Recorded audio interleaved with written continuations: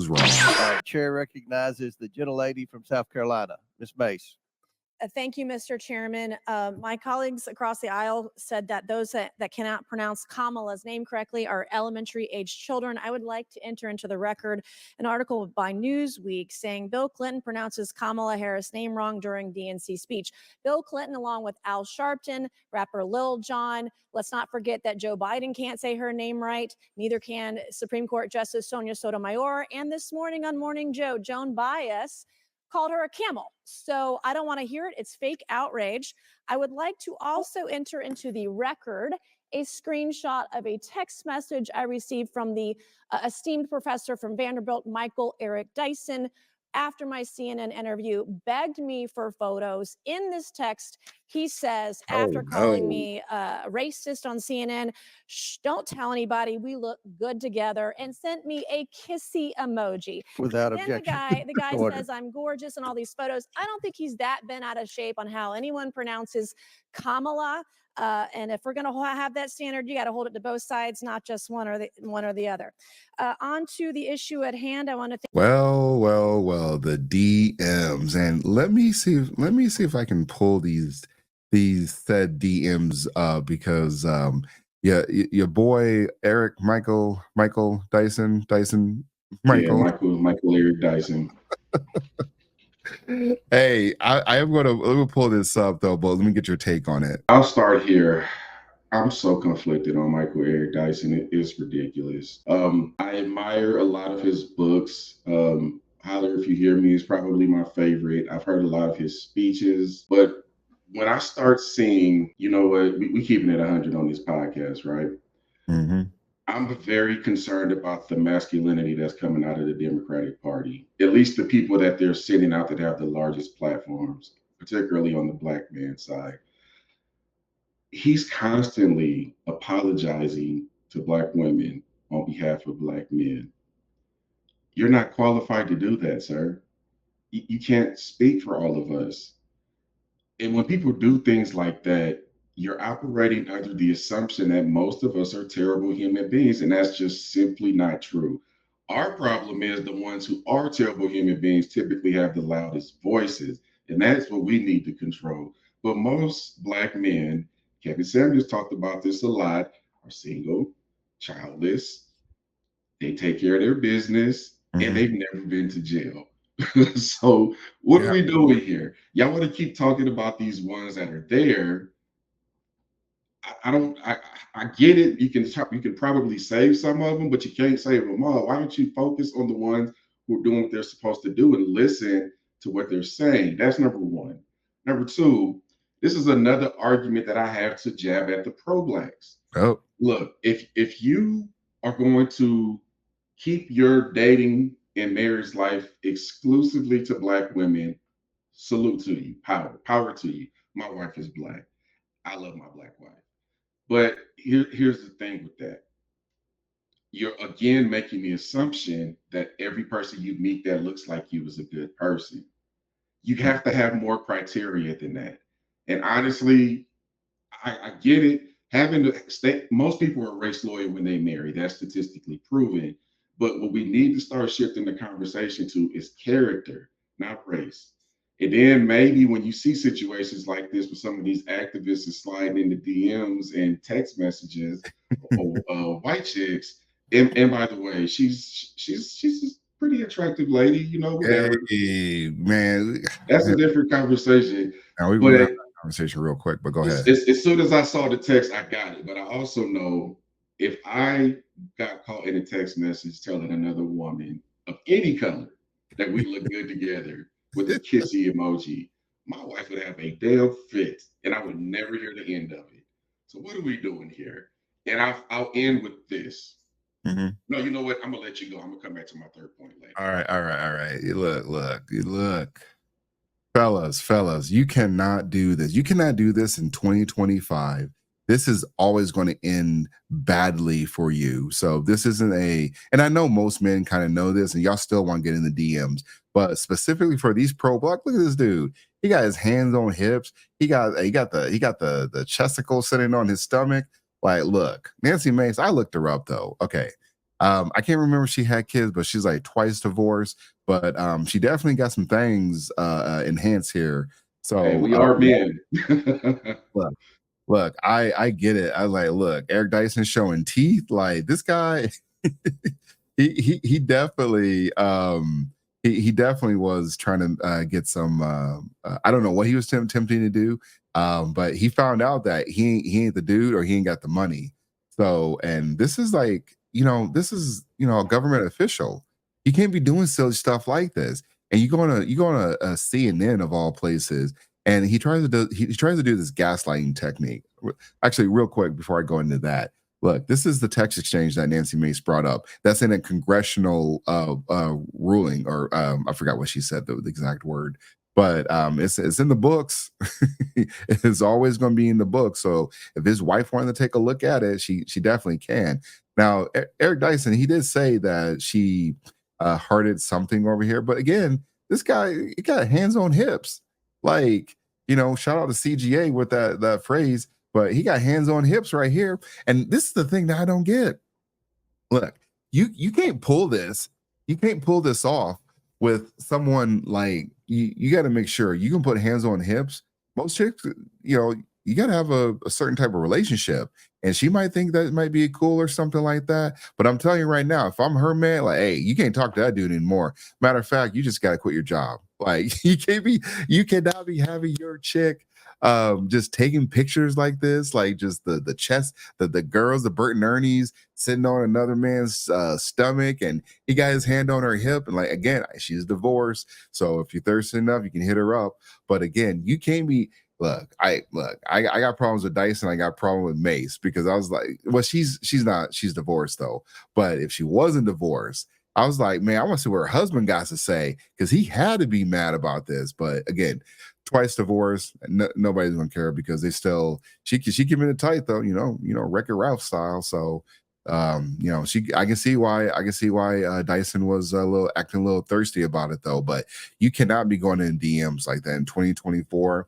You can't be doing suggestive messages unless you have like the green light. You got the air traffic controller say, hey, it is good.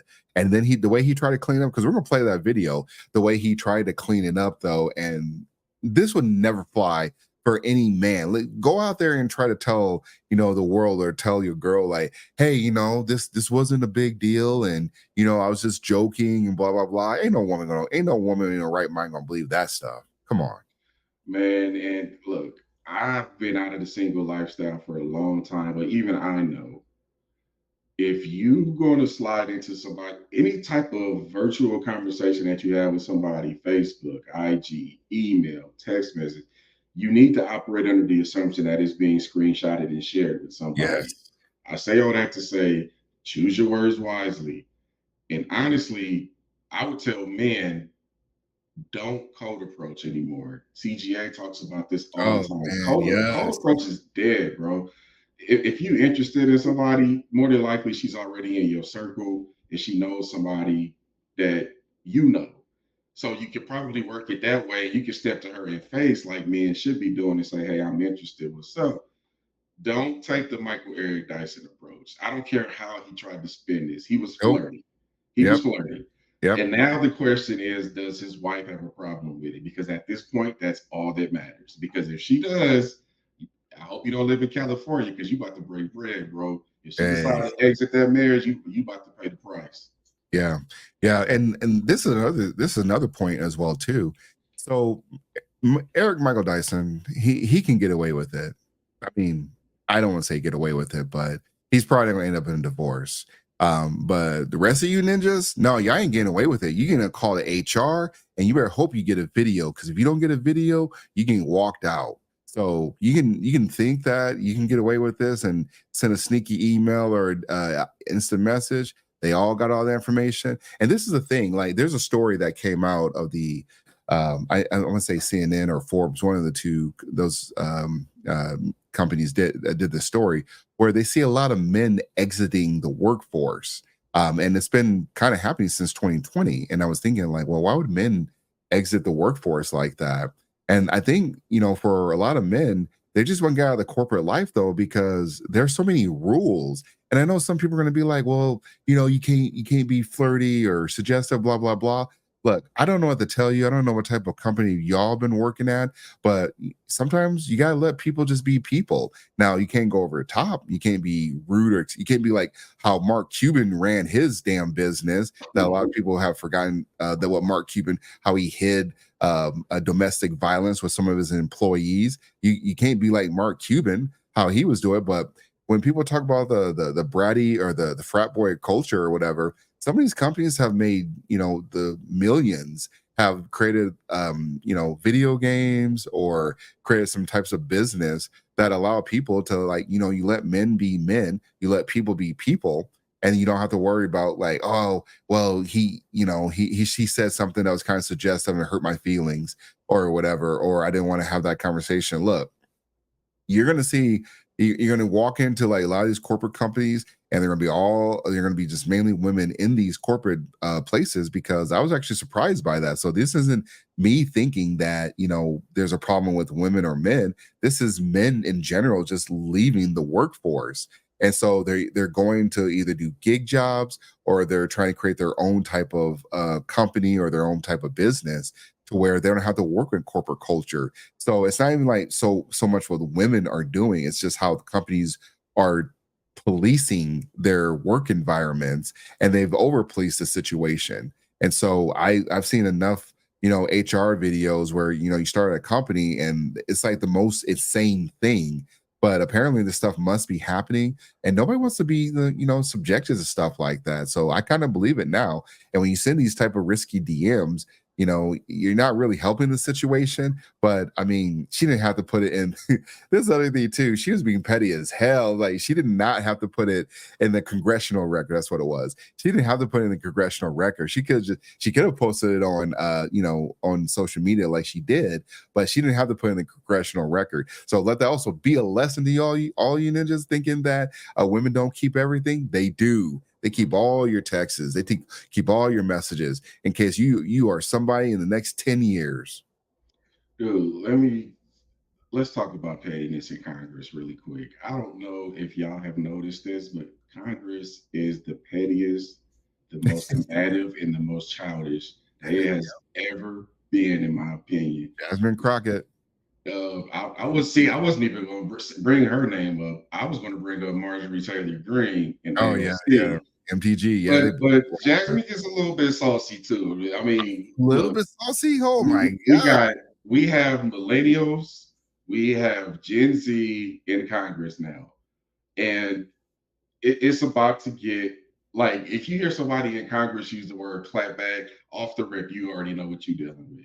Yep. This is a new level of petty, and all these older white And folks don't know what to do about it. Oh, yeah, yes. MTG is actually probably the only white woman that's in Congress right now that will go toe to toe with Crockett. The white guys, they didn't know what to do. They're like, "Oh, I don't know what to do. I want to say something, but they're gonna call me racist." I'm like, look, they're gonna call you a cuck, is what they're gonna call you. Like, MTG went after, and I was actually surprised that that exchange went as long as they did. But again, the MTG shouldn't be acting like that, and Crockett should be acting like that. AOC should be acting like that. There's a lot of people in Congress on both sides that shouldn't be acting like juveniles, acting like petty little kids that are multi-million-dollar petty little kids that are lawmakers, acting juvenile, in a government setting. That's just ridiculous. But it's allowed to happen. And Jasmine Crockett, she was trying to make T-shirts and everything. I was like, all right, you gone too far. You won the headlines, you won the clicks. Now you're going too far by trying to make T-shirts, though, because it's like, you're not going to gain anything additional from this. But she had a whole army behind her that was like, yes, this is what we won. BG Energy, BG Magic. I'm like, all right. And you wonder why people have a certain ideal about certain folks, though, because it's like you're trying to break away from that. This is not how we conduct ourselves in a situation where we make laws for our constituents and pass laws for our constituents. They don't want to see that crap. They don't want to see how many times how you can burn someone who doesn't look like you in a public setting. Like, that's just ridiculous.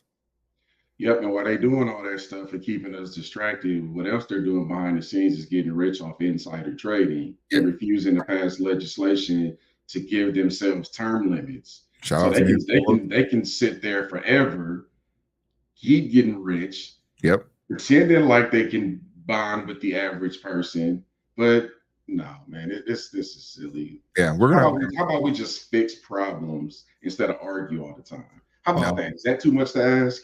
Yeah, you know what? Honestly, One more thing, real quick. Yeah. Michael Eric Dyson, going back to him, he's been married since 1992. So that's a lot of years of marriage, man. And I hope he didn't just throw that away off of this little flirtatious text. I do believe that this could spin into a conversation about monogamy because I have a lot of things to say about monogamy, but we'll say that for another time. Yeah. Yeah, let's go to his reaction to this the DM gate. Doctor, let's get right into it. I feel like I'm used to seeing you on TV, but great to see you in person. Good to see you too. Let's address this recent exchange you had with Congresswoman Nancy Mace when you were debating or you're clashing over her repeated mispronunciation of the vice president's name. Right. I think we have the clip. Kamala's. Okay, we're gonna talk about that real quick. I am sick and tired of Black people getting mad at a Republican or a conservative mispronouncing her name because what's the correct pronunciation? Because honestly, I don't even know. You know who says it correctly? Vivek Ramaswamy. And we know why, right? Because he's Indian. He's Indian, yeah. Kamala is an Indian name, but for some reason, people lose their mind when you're like, oh, we know what you're trying to say. Bill Clinton can't even say her damn name right. He called her Kamala, or something. Like, look, Kamala, chameleon. Look, I get it, but this is how you know that the Black people, and it's mainly Black people that lose their mind over this whole Kamala thing. She ain't got a Black name. It's a distraction. It's all a distraction. If somebody wants to get on me about the way I pronounce her name, I'm gonna put a mirror right in front of their face and tell them, you still haven't told me what policies she's gonna have to make things better. Oh yeah, in that conversation that we're about to watch, they were asking, I forget what the question that they asked specifically, but they don't even come back to it because they were trying to like yell at her, beat her down. Nancy Mace beat her down because she said she didn't say the name exactly how everyone else is being saying it. Black people don't even say her damn name right. Like, that's why I don't understand. How are y'all trying to hold her, be on her neck, but no other Black people can say her name correctly? And again, all y'all white zaddies on the Democratic side, Joe Biden can't even say her damn name correctly. So it just blows my mind that they go after every conservative. They go to Trump like Trump is being racist, blah, blah, blah. Man, none of y'all can say her damn name right except for Vivek Ramaswamy, or probably most Indian people can say her damn name. But that's y'all Black queen. So we know how this is going to go on The View. I would never watch The View, but also I would never have to because I know what they're going to do. They're going to take the woman's side. They're going to defend the left. But here's how I would trip them up if I was there, because I know they're going to accept whatever answer he gives them because he's an ally. I would go on there and I would look all those women in the face and I would say, tell me how you would react if your husband sent another woman that message. Facts. That's how the best thing to do with people is put a mirror in their face. Because I have a feeling the View is going to try to spin this to justify and defend what he did. But I would fire back with that. Okay, you cool with that. So if your husband sends another woman a text and says, we look good together, and makes kissy emojis, you're fine with that. Matter of fact, you just set the standard. That's the standard right there. You can start saying kissy faces to women that aren't your wives or girlfriends, because that's exactly what people are validating. That majority of the people on the left, they haven't been critical towards Dr. Eric Dyson. They have not been critical towards him. They knew that first of all, every man knew what he was trying to do. We know what he was trying to do, and every damn woman knows what he was trying to do. That's why you got left on red, bro. Like they're not going to. People are not going to just be okay and sweep this under the rug. We knew exactly what you're trying to do. We all know what you were trying to do, and then also, just to try to come out and get on The View and get people on your side. I'm surprised he didn't go to the damn Black church. because every He's a minister. You know that, right? You know he's a Baptist minister. Yeah, and he should have handled himself a little bit better. And what I've been finding is that everyone that tends to be connected to the church, they tend to be doing dirt in the Democratic Party. We need to have a conversation about some of these perceived heroes that are coming out here and trying to defend Black Americans, because they're the same people that have been keeping Black Americans down. And the church is not supposed to have a political position, but here we are. That separation of church and power is a little bit different nowadays. Man, don't even get, and I'm a Christian, but don't even get me started on some of the things we need to tighten up on. For real. I will say Kamala's name any way that I want to. When you disrespect Kamala Harris by saying you will call her whatever you want, I know you don't intend it to be that way. That's the history and legacy of white disregard for the humanity of Black people. Oh, so now you're calling me racist. I didn't say. I just said you weren't a Yes, racist. that is No, complete. you don't have BS. right. Kamala Harris. Kamala. You said I we will don't say call you Nancy anything I Pelosi. want. Oh my God. See, and this is the problem where a lot of conservatives, they're not good at clapping back at some of these idiotic takes that they get pushed on to them. Like this whole thing with Kamala's name. Nancy Mace, all she had to do, I'm just pronouncing the same way Joe Biden did. Why didn't anybody correct Joe Biden? That's all she had to say. I'm doing it the same way, but she got into some argument. She fell into this trap. It's the same thing when it comes to like, baby deletes. Like it's the same thing. They get stuck in this circle where there's no exit and they're just going around in a circle and they're just getting away from the real topic. And so for some reason, Vivek Ramaswamy, he does an amazing job of getting out of these situations and pushing back on the media. And so does JD Vance. Like I wasn't a JD Vance fan when he got picked, but he's conducting himself, and also the VP debates coming up this week, I want to say. He's conducting himself very well. And a lot of these, when they try to set him up on these media interviews. But again, these Republicans, conservatives, you go on there, you got to be able to push back. We got to push back with common sense that they, just like you said, shine a mirror, and that they cannot, try to, sneak their way out of it. The only pushback I have to your approach is it's hard for me to deal with people that answer questions with questions, because that's what Kamala's people do. When you try to bring up any type of criticism of her, it turns into, well, what about Trump? She's still a better option than Trump. I'm like, okay, but you still didn't answer my question though. So No, you never did. This conversation was kind of a waste of time. I'll say this about JD Vance and Vivek Ramaswamy, whose names I hope I pronounce right, along with Kamala Harris. I believe JD Vance and Vivek Ramaswamy are the two best orators in politics. They know how to talk to people. They know how to deal with people. They know how to read the energy in the room. I can't say that about any other person running for president or vice president right now. Honestly, I haven't seen the ability to read the room like that since Obama. And I would argue that Vivek is a better orator than Obama, because Vivek will go to hostile territory and have uncomfortable conversations. Yeah.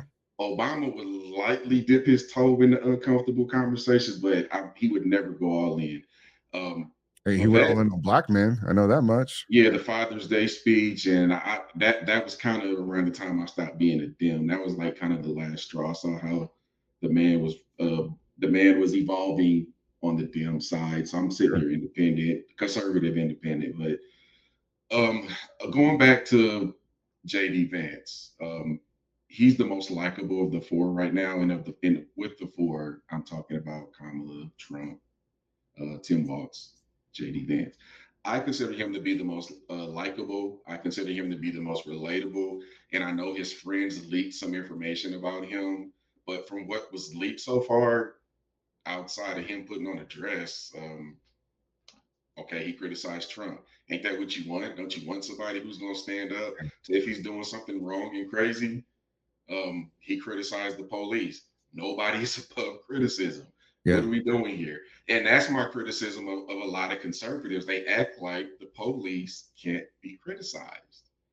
If my taxpayer funds are paying your salary, you damn right you're going to be criticized. And if I have an uncomfortable situation, you're going to be criticized. I want somebody in office who is going to question and criticize everything, even his own party. And he has shown himself to be the only person to criticize his party in every other aspect. Yeah, and I want to say JD Vance and Vivek, that's who the new party needs to be, because a lot of these folks, even with Nancy Mace, they get stuck in these silly conversations going around in circle, and they don't know how to handle like some of the most basic thing. You know, baby deletes is one thing. The police conversation is another thing. Like, they know how to handle these situations, but they tend to go on CNN or these MSDNC, where they get in these gotcha moments and they don't push back. And so that's the clip that gets pushed around. So we need more people like Vivek and JD Vance. And I don't know if you were going to mention Trump or something, but I believe Trump is really great at reading the room as well too. And no, that's what we gonna disagree. No. He went into, like, unless you got something better than that National Black Broadcasting Journalist organization debate or whatever it was, I can't.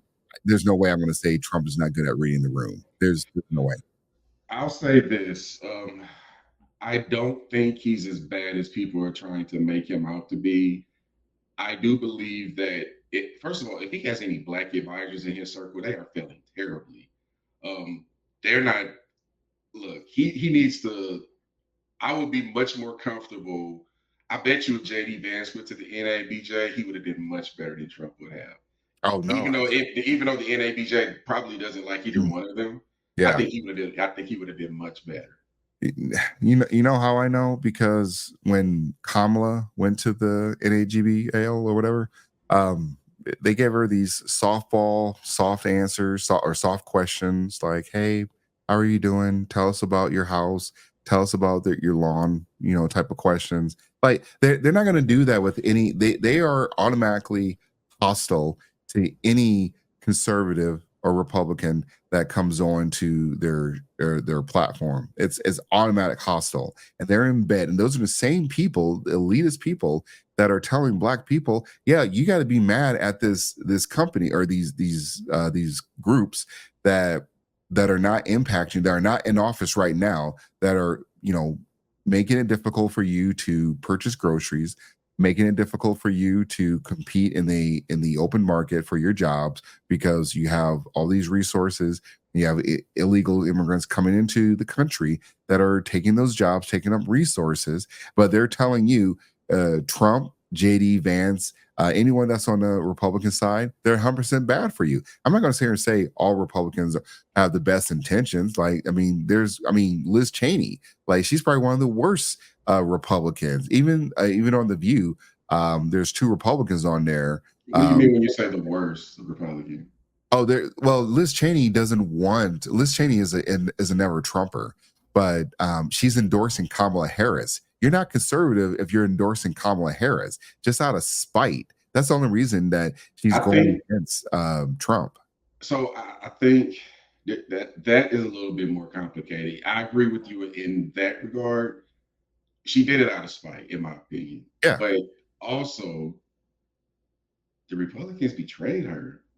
They publicly put out a statement that she's not a Republican anymore. Before she didn't even know that statement was out. Like, somebody had to tell her. She has been out of pocket since Trump came onto the scene. Like, here's the problem with the Republicans, though. Trump has his hands so far up their hindquarters that anybody who speaks out and opposes him, like, they're powerless against him right now. It's almost like you have to give him a second term just so he goes away. Look, he came in and what's the guy's name out of Texas? He talked about his wife and how she wasn't attractive. I forget who that was. And we just let that slide.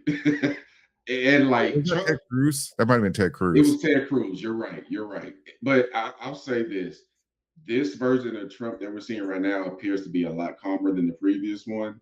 Yes, I think a couple of assassination attempts. I think maybe he's finally starting to see that his words might be escalating things and making people more emotional. Oh, all right. I gotta get in here. Emotion causes a lot of problems, man. A lot of problems. No. I'm not gonna go on the lines of some of Trump's words. This is the thing. The media is, and we're not just talking about, like, Mark Cuban went on MS Money and said Fox News is tilting the media lens.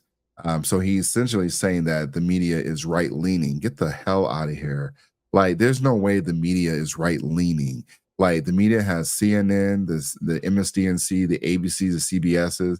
They all run the same script to say that Trump is XYZ.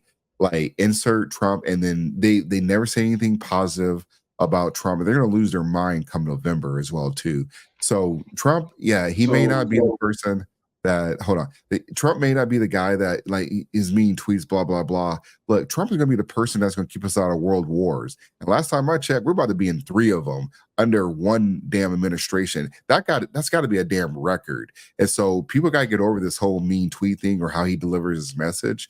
And I'm saying people in general, because at the end of the day, Trump is going to put the country back on track with Biden and then with Kamala. And we just if you want to see what the world's going to look like with Kamala, look at Tiffany Henry in Dalton, Illinois.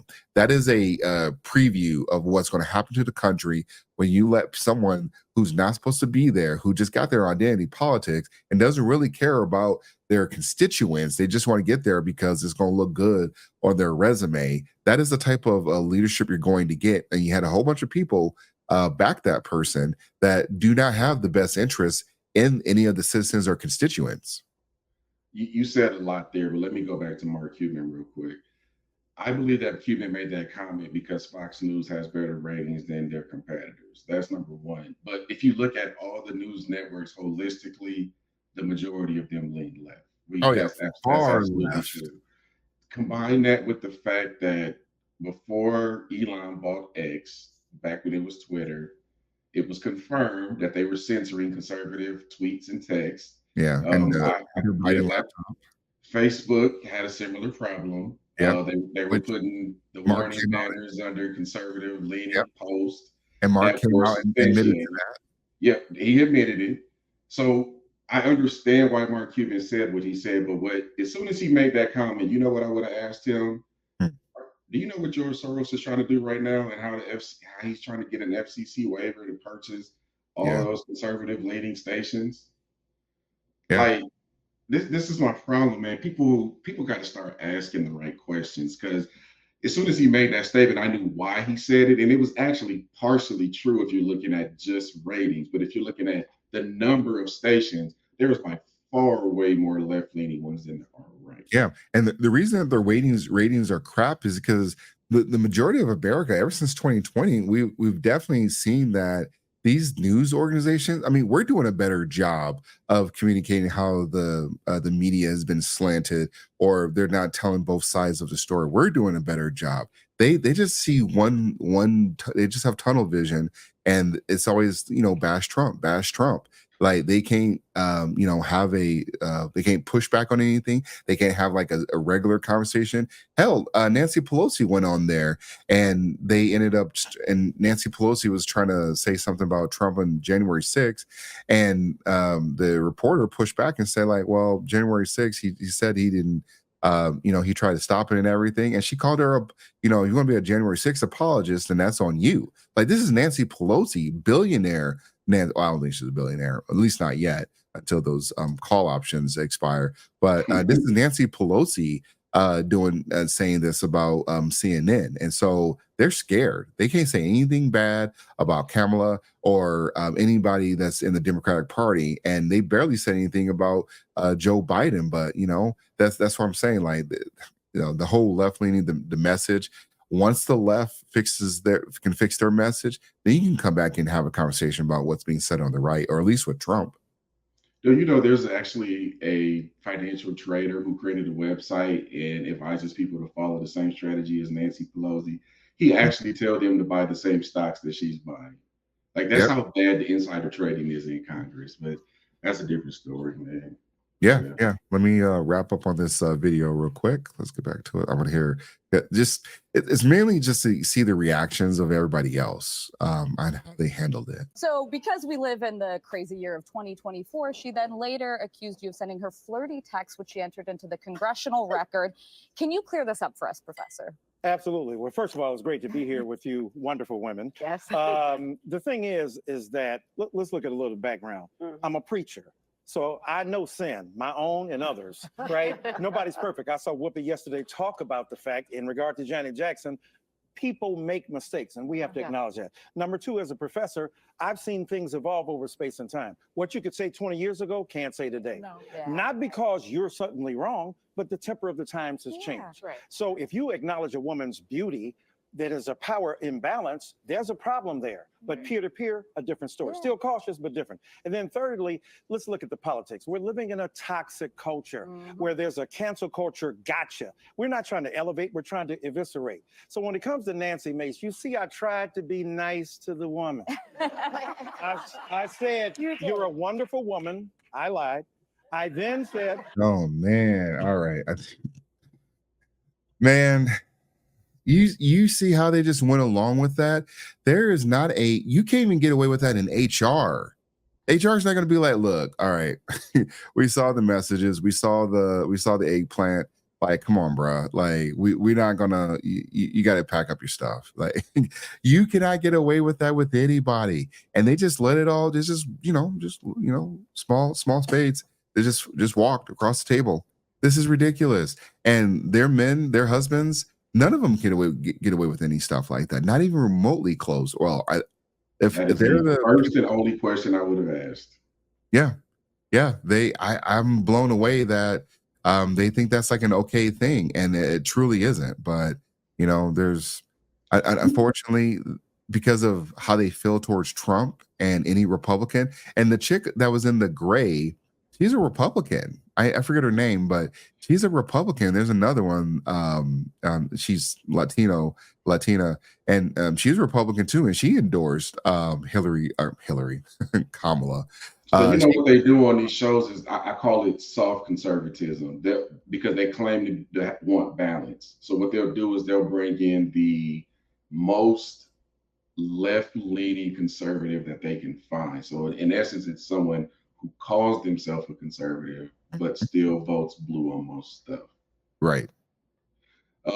Let me just say this, because I think him being married and me being married, there's two types of people when looking on the outside looking in when it comes to marriage.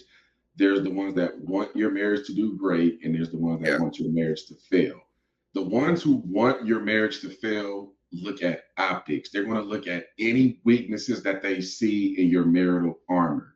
So if they see you flirting with another person on text, they're going to poke and poke and poke and focus on that. They're going to look at the husband and the wife, and they're going to find any weaknesses in the armor that they can, and they're going to poke at it. And I'll take it a step further than that. As a man, they're going to look to see how the wife carries herself, and they're going to use that as a measurement of your masculinity. Yes. If your wife is out here acting out of pocket with a whole bunch of dudes and getting in a whole bunch of fights, that's a reflection on how weak your masculinity is. So he knows this. I'm sure he knows this. He has to know that they're going to be looking for any excuse possible to dig into his marriage. Yeah. The flip side of that is, brother, maybe you like playing in the snow a little bit. You don't want to admit it. Like, a lot of people do it. Yeah, and a lot of these pro-blacks, like Dr. Umar as well too. But look, the majority of them, they love some pink toes. Like, I don't care the much as they talk about it, as much as they say they act like they're just sickened by it or disgusted by it. Nope, y'all love some pink toes. And Dr. Dyson, Michael, whatever, he definitely was trying to get some pink toes. He found out he ain't got the game, he ain't got the mouthpiece for it, and he ain't got the money for it as well too. So I'm not saying that she's on the take, but if this was like a Usher, no, I got one better. If it was Chris Brown, if this was Chris Breezy, man, Chris Breezy taking everybody, girl. I seen them pictures. He making them pay. Taking your girl, and she paying him $1,000 to take your girl. That's a cold hustle, boy. But salute to him for pulling that off. Yeah, we all found out that what type of men we are, and they're gonna be the Chris Browns in the world. They ain't gonna have a problem with this. Chris Brown, if he did the same thing, she responded back. There's gonna be a whole exchange. There's gonna be like an address in there, phone number. There's gonna be a conversation in there. Dyson, nope. Yeah, you ain't got the juice like that. Not anymore, at least I feel.